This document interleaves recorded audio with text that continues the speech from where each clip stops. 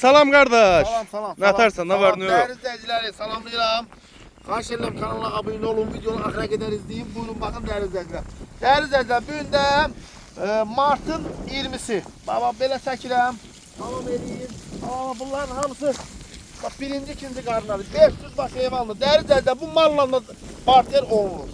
Baba belə götür, kayda götür. Sen dedin kardeş bunun 500'ü boğazlı 100 tanesi de balalıdır. 100 tanesindeki değerli izleyiciler balalıdır. 100 baş. 100 İçinde 600 koyunlu değerli izleyiciler 100 tanesi balalıdır. Bəli. Bu boğazıdır, doğru. Bak indi bak. Gel buraya. Bak hele çeke git.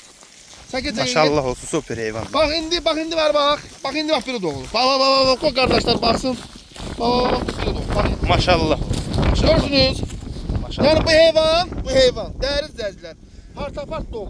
Hakikaten yani özünüzde gördüğünüz Sen bunu heyvan belə doğur. kardeş şom satsan yoksa istese de satar. İstese de satırım, çok şəkildə də satılır.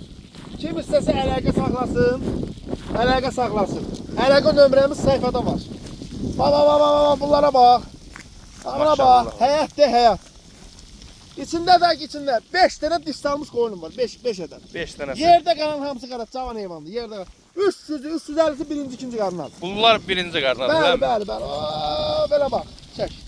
Allah bereket versin. Deyə bak, tumluğa bak.